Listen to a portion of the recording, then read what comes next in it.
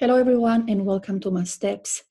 Today we are going to learn how to recognize and use direct proportion.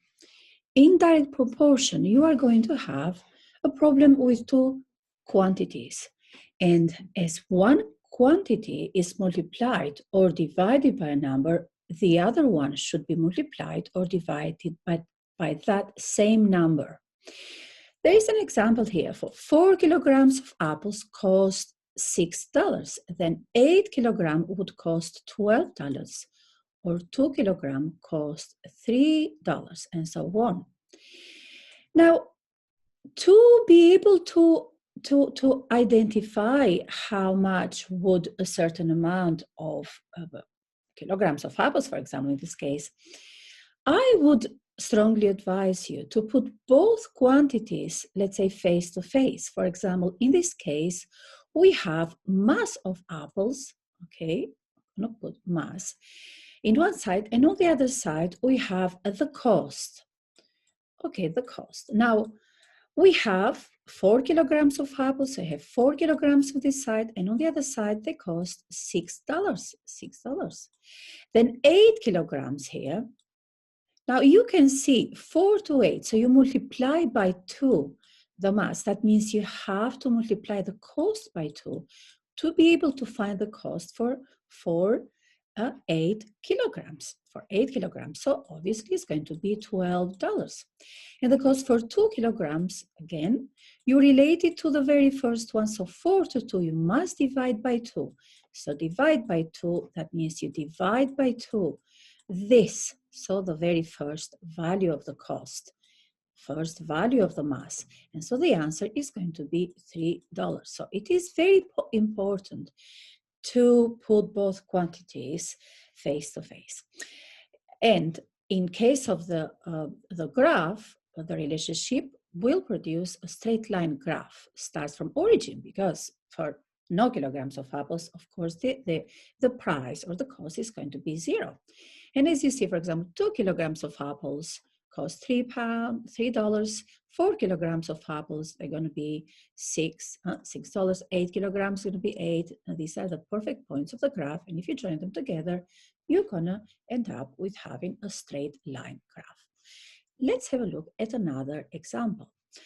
The cost of a phone call is directly proportional to its length. So if the problem says is directly proportional, then remember, is one quantity is multiplied by a number, the other one should be multiplied by exact same number or divided, okay? A 3-minute call costs £4.20. What is the cost of an 8-minute call? And then question B says a call costs $23.10. How long is it?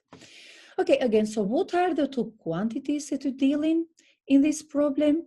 Is the cost and the length. So I'm going to put here the length. I'll start with the length because it says the 3-minute call cost £4.20. And on the other side, I'm going to put the cost. And so 3-minute calls is going to cost $4 actually in this case, $4.20. 8-minute calls. Now, 8-minute calls, I'm going to leave a little gap in the middle or a little space. I'm going to put it here. Because again, I would advise this, because sometimes it's very important to be able to find the cost per unit, okay? In this case, per minute. So 1 minute. 1 minute, how much it is going to be, and then how much is it going to be in 10 minutes. Now, as you see, from 3 to 1, you must divide by 3, so per minute, per 1 minute. That means you divide by 3 the cost. So $4.20 divided by 3 is going to be $1.40, okay? Now, from 1 minute to 8 minutes, can you see? You multiply by 8 the quantity, so the length. That means you multiply by 8 the cost. So you multiply this one here. So I'm going to do a little arc here, a little arrow. to tell you which value of the length you multiply by 8. So it's the 1 minute. So from 140 multiplied by 8. So you can use a calculator in this case. So 140 multiplied by 8, and the answer is going to be $11.20. So this is the answer for 8-minute call. Can you see how important it is to put the quantities in front of each other? And then so you see, it is visual. You see how much you divide one quantity and how much you have to divide or multiply the other quantity by. So this is for A. Now for B, we have a call cost $23.10. So where is it going to go? It's going to go under the column of the cost, $23.10. $23.10. How long is it going to be? So you need to find the length, okay? Now, again, you know that £1.40 make 1 minute. So $1.40 make 1 minute. So for $23.10, then we're going to need to find out. So how many 140 is going to 23.10? So let's do this one. $23.10 divided by $1.40. And the answer is 16.5. So you need to multiply $1.40 by 16.5. And this is just a number. It is no dollar or cent, 16.5. That means you have to multiply this one by 16. So to multiply the 1 minute, because this is what we're working with 1 minute. Multiplied by 16.5, and the answer is going to be 16.5 minutes.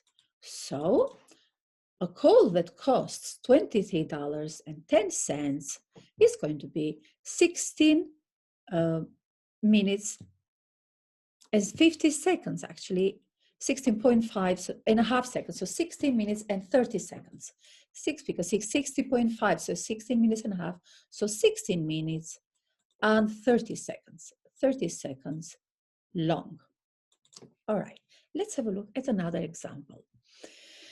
A recipe for chocolate cheesecake that serves 6 people uses 270 grams of chocolate. So we have the number of people against the mass of the chocolate. So I'm going to put against each other number of people here, okay?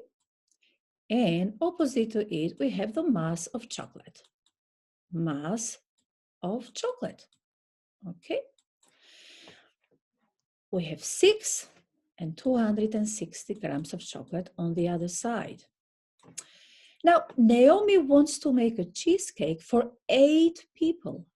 How much chocolate should she buy? So 8 people, leave a little gap in the middle to be able to find the mass per unit, per one person. So 8 people, how much chocolate? I'm going to leave a little empty box in here so we can fill it up later on. So I'm going to find out now how much chocolate she'll use if she makes a cake for 1 person. So 6 to 1, you divide by 6 here.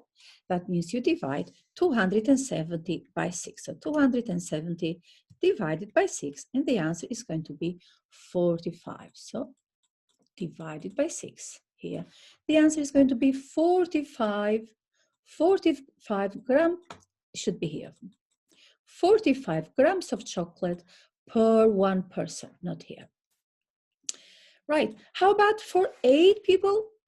And for 8 people, you have to multiply this amount here by 8, so times 8. And so this one here should be multiplied by 8 times 8. So 45 times 8, and the answer is going to be 360. So if I draw another empty box here, the answer is going to be 360 grams for 8 people, 360 grams of chocolate. So this is question A. For question B, the chocolate is only available in 450 grams of bar. If she uses all chocolate in the cheesecake and scales the other ingredients accordingly, how many people will the cheesecake serve? Right, again, here we have 450 on this side because it's a math. Can you see how important it is to put both quantities against each other? Because in this case, we know that we have the quantity is 450 grams, and we know that for 45 grams serves one, we can make enough cake for one person. And then now we go from 45 grams down to 450 grams to be able to find the number of people that this cheesecake will serve. So 45 to 450 grams, we have to multiply by 10. And 1 times 10, of course, it is going to be 10. So 10 people, so 455 grams of chocolate will make a cake big enough for 10 people. Next question. Now, this is a question for you to work independently, follow exactly the same routine. We have the resistance in ohm, we have the length. So two quantities here are the resistance on one side and the length of the resistance on the other side, the length of the wire. Put them against each other. And the question says they are directly proportional. So you, again, go ahead and find out the length per 1 unit and continue to answer question B and C. It's exactly the same routine. Now, have a look at this one. A queen termite lays 1 million eggs in 18 days. How many eggs does the queen lay in one day? Now, this type of question doesn't say that is proportional because actually we don't know whether the queen termites lay the same. So let's say if they lay 100,000 in the first day, they're going to lay 200,000 in 2 days. So it is not exactly direct proportional, but there is some kind of proportional to it, so we can estimate in this case. So I'm going to let you work independently on this one. And have a look at these two different questions. Number 5 says, 7 girls take 3 minutes and 30 seconds to do a dance routine for an exam. How long will it take a group of 9 girls to do the same routine? Now, again, I'm going to let you have a little think. Is this a type of question where the number of girls and the dance routine can be, and the length of the routine can be in direct proportion? Can all 9 girls do the dance all at the same time? Have a think. Question number 6 is very similar to question number 5. A band of 4 people can play a song in 4 minutes and 30 seconds. How long does it take a band of 8 people to play the same song? So these two questions are those kind of questions where we can maybe by accident think that these two questions are in direct proportion, thinking, oh, but 8 people, double it, 1 minute. But I have a question for you. Can the band of 8 people play the song at the same time? So can they play the song for 4 minutes and 30 seconds? Have a think. So this is everything for now. Stay with me because in the next video, I am going to show you and explain and help you understand and recognize direct proportion in different types of questions. So thank you very much for watching Mathssteps. Have a lovely day. Bye-bye.